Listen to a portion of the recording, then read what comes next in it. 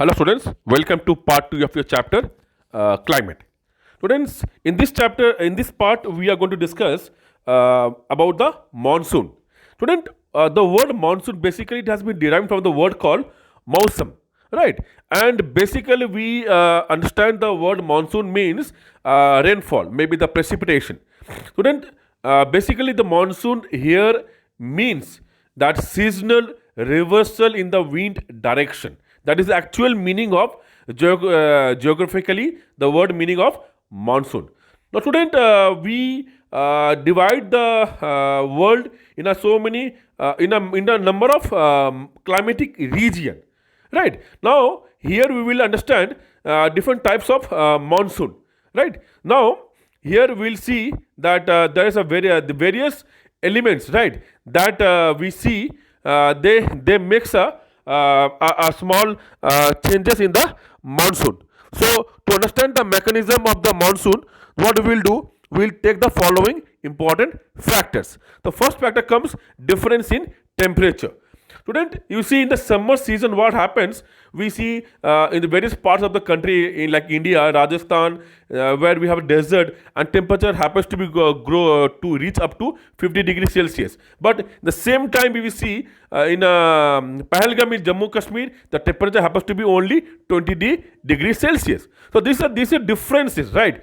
And in some places between day and night also the temperature differs. In the third desert we see temperature sometimes it goes to 50 degrees Celsius, and in the same day maybe in the night we see the temperature also falls down to 15 degrees Celsius in the night. So students, this is what we see the difference in the temperature during the monsoon. Next comes student precipitation. Precipitation varies in its form, types, and amount, seasonal distribution. Now, student, here basically precipitation happens to be the rainfall that generally decreases from east to west in the northern plains. Right now, it is in the form of snowfall in the upper parts of Himalaya. It rains over the rest of the countries. So, the annual precipitations varies from 400 centimeter in the Meghalaya to less than 10 centimeter in the Ladakh. So this is what the student about the precipitation. Now, student, very important, very important for if you understanding about the monsoon in India. See in this slide, if you see monsoon advancing, that's called advancing monsoon. Student, in this part we have a water body, right? You see the arrow mark, they are moving towards the India. That's called southwest monsoon, right? This is the that is the flow of the wind that carries the moisture and entering India, and this when they reach India, they makes a rainfall. That's called advancing monsoon. Maybe in the month of June we talk of. And retreating monsoon is nothing but reversal of the monsoon. The monsoon is getting back. So maybe in the month of October we see this wind, they flow the reverse side, and they the monsoon that goes off. So today basically it's nothing but the movement of the high pressure, the movement of the wind from the high pressure to the low pressure that we will be discussing in the later half. Now student, what are the factors that influencing monsoon? That's called a differential heating and cooling of the land and water. Just now we understood. Now we are going to understand the shape of the ITCZ. Then high pressure area in the east of Madagascar. Then we will understand the intensely heated Tibetan plateau, then jet stream flow, the Himalaya, and southern oscillation and El Nino. Now, student, we'll see the first part already. The first part we have already discussed. Differential heating and cooling of the land and water already we have discussed. Now we are going to discuss about the ITCZ. Now, student, what is ITCZ? You can see the slide here. ITCZ nothing but intertropical convergence zone. And student is nothing but it's a pressure of it's a belt of low pressure. You can see ITCZ here. Just you can see in the diagram you can see 0 degree, and above 0 degree there is a blue line, right? That is the belt of ITCZ. And in that belt what we have low pressure, and the wind the trade wind they converge here. So that please don't please remember this one. In ITCZ the trade wind converge. Is very important. I already told you that the wind always travel from high pressure to the low pressure. So above we have a high pressure, and as we said in the IT that we have low pressure. So then obviously the wind will flow from the high pressure to the low pressure, and in the coming to the IT that they converge. Right, student here. Now again you can see here. Madagascar. You can see the Madagascar. In the Madagascar, what we have? We have the high pressure again in India, and we have the low pressure. So what happened from high pressure? The wind will flow from Madagascar to the India. See the India there. There's a India. There's a India map is there here, and in the right side or just below there, and the wind will be moving from Madagascar to the Indian side. And today what happened? That will help for extra edge to the Indian monsoon also.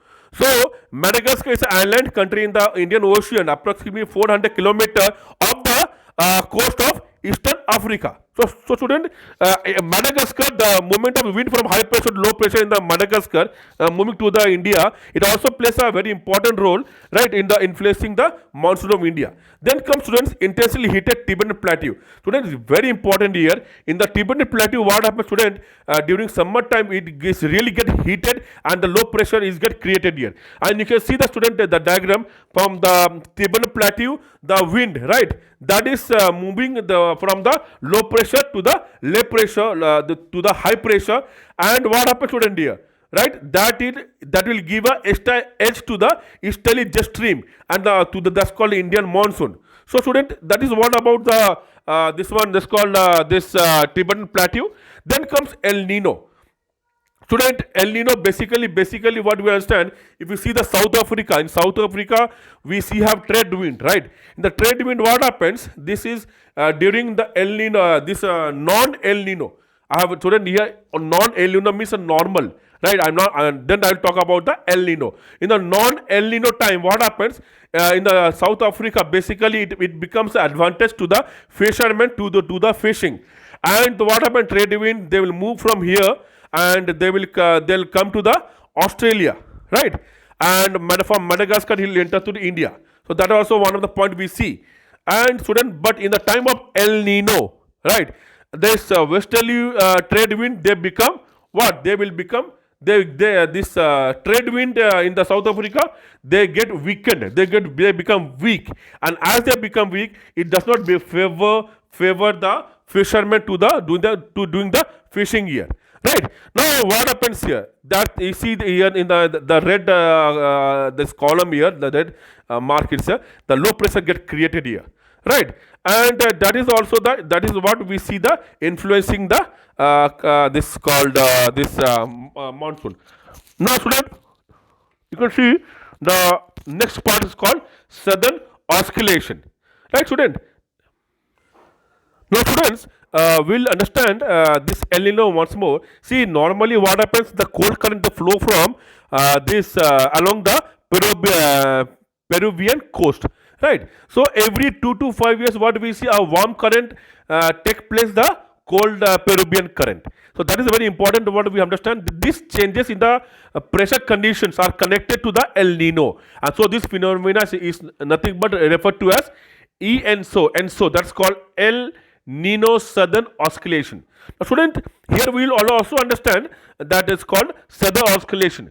Student, southern oscillation basically happens when the tropical eastern South Pacific oceans, they experience high pressure, and the tropical eastern Indian Ocean, they experience low pressure. So here what happens, sometimes there is a reversal in the pressure conditions. So this periodic change in the pressure condition is known as southern oscillation, or we say SO. And if the pressure difference are negative, so it will means that the monsoon will come late. So today is very important to understand this one. So next point comes air current. See, basically air current is nothing but air always moves from that we know high pressure to low pressure, and the horizontal movement of the air is nothing but the wind, and the vertical movement of the air is nothing but this called a current. Now student, here we understand the Coriolis force. Student, we all know that the earth basically rotates in the west to east, and in the rotation of the earth from west to east, we see there is a Coriolis effect. Student, in the Coriolis force, what happened?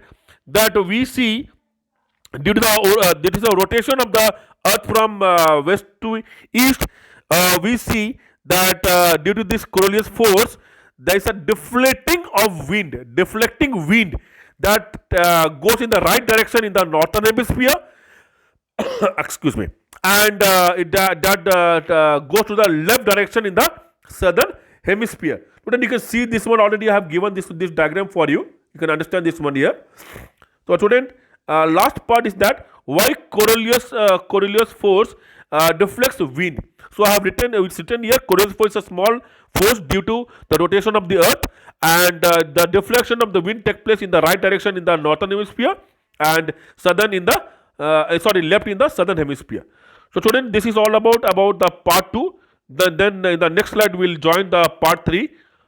Take care. Thank you.